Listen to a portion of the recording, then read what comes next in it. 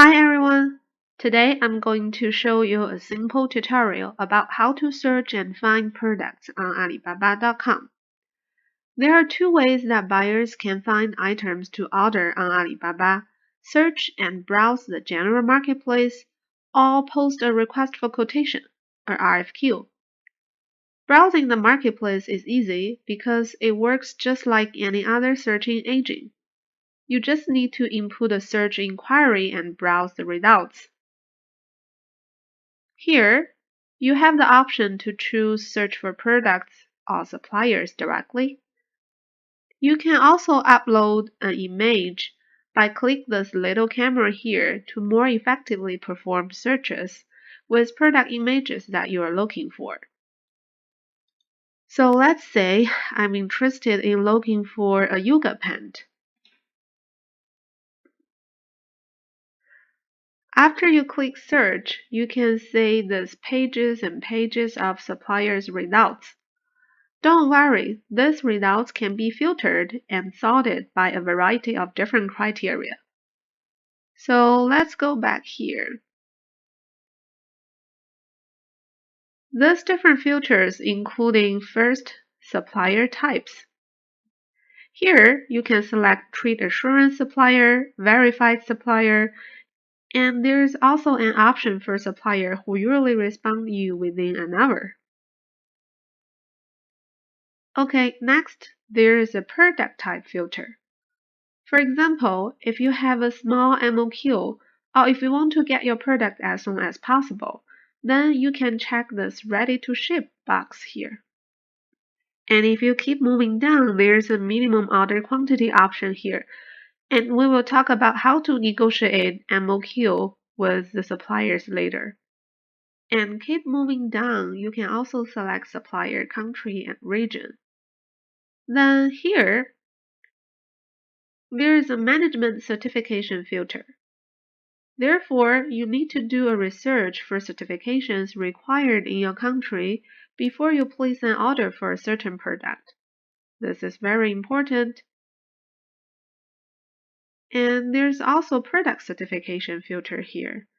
Again, this is a very important thing and you want to do your research about it earlier. Alright, all these different filters here helps buyers narrow down products to meet their needs.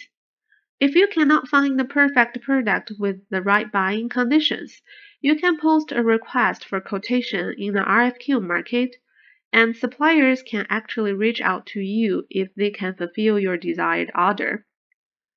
We have another video talking about how to use RFQ to find best suppliers on Alibaba. If you're interested, please check it out. Either way, it's easy to find the best product for your business on Alibaba.com. So the next thing I want to talk about is how to compare suppliers after you applied these different filters. There are millions of sellers on Alibaba.com, but some sellers have certain qualifications or certifications that set them apart from the rest.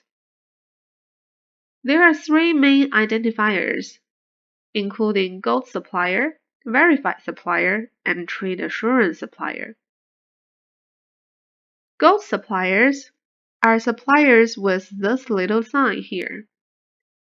They are paid members on Alibaba.com platform that have been verified as business with industrial or commercial capabilities. And the next one, verified supplier, which we have seen this in the supplier types here. They are business whose company profile, management system, production capabilities, and process controls have been assessed, certified, and inspected by a third-party institution. And the third one, trade assurance suppliers, are suppliers that accept payments directly through Alibaba.com's payment portal, enabling Alibaba.com order production. So keep these things in mind when you try to select a supplier for contact. Let's say I'm interested in this yoga pants supplier here. Let's just visit their page.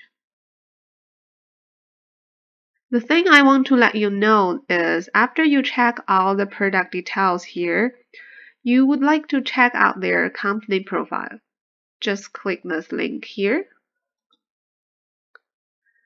And we're here at their company profile page. There are many useful information here. First, it is always a good idea to check suppliers' verified reviews shown here. You can see what sort of experience past clients have had with them.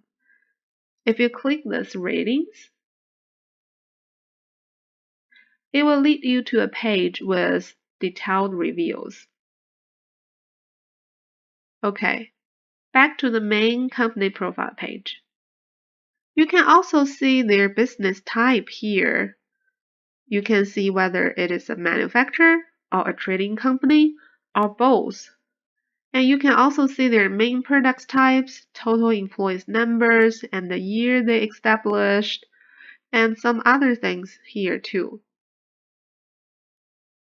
If you keep moving down, you can see their product capability, production equipment, factory information, and quality control related information, and they list out different production certification here. And keep moving on. This is the trade capabilities and their main markets and products.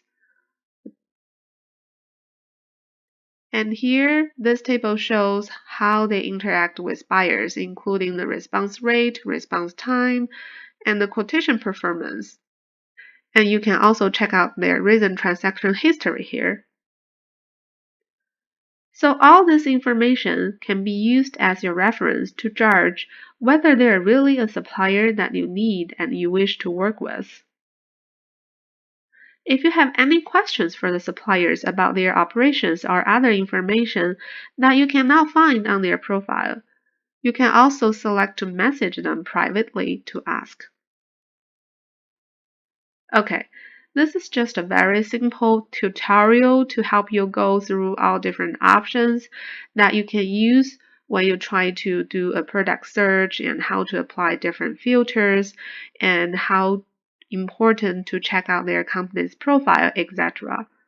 For this initial product search, you want to use these tips and strategies to screen out for maybe 10 to 15 different suppliers. Then next, we need to contact them and communicate with them. Now you have collected a short list of suppliers, maybe around 10 to 15 different suppliers, that you want to reach out to negotiate a deal or a customization needs. So it is important for you to write effective, clear, and detailed inquiries to make sure you get what you need.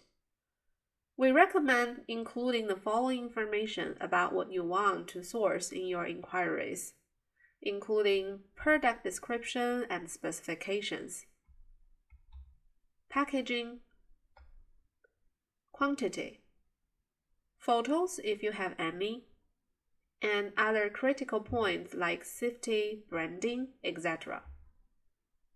The more information you include, the more likely you are to attract a seller that can meet your needs. Also, ask the right questions to help you determine whether the supplier is a good fit for you. For example, you can ask for price and MOQ, certifications such as FDA, CE Europe, or China standards, availability, ship origin, shipping terms and cost. From my many years of dealing with suppliers' experience in China, I have found that this is a perfect starting template that you can use as a reference. And that's it. Simple, polite, and to the point, which is all you need. Of course, depending on what you are looking for and if you have any specific requests, you can alter the email slightly. The key is to ensure you ask for all the initial information that you need in order to evaluate a supplier. This will not only save you time, but it also makes you seem more professional and like a serious buyer, which is helpful later on.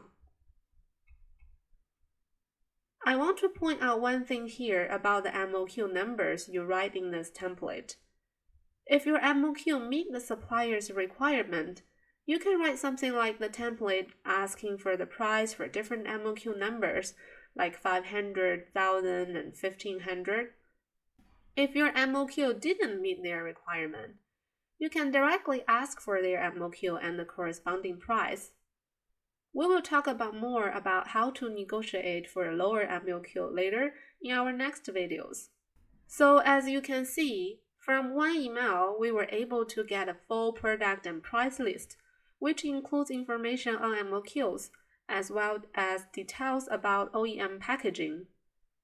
There's no need to go backwards and forwards for days or weeks on end.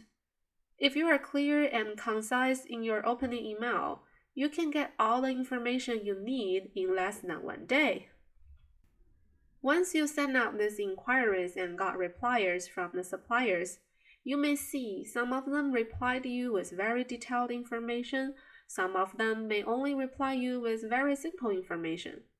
If this happened, you want to contact them again and ask them again about the information they missed, like why the price is so high.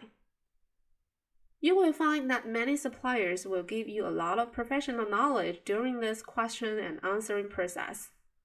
Then you can use what you learn to communicate with other suppliers to show that you are a very professional buyer. Remember, this is also a learning process for you. Then the next step is to negotiate the price with confidence. As we mentioned, you can negotiate with sellers. In order to be successful in negotiations and work out a deal that works with your business needs, you must go in with professionalism, confidence, and reasonable asks.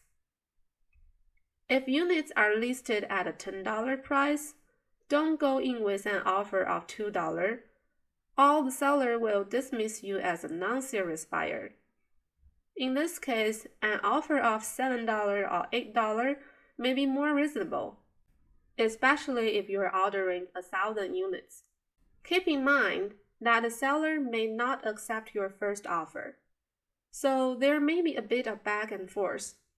At the end of the day, you need to make sure that the price you're settled on makes sense for your business. The last step, you just need to consider all this information you collected and picked out 1 to 3 suppliers that you want to work with.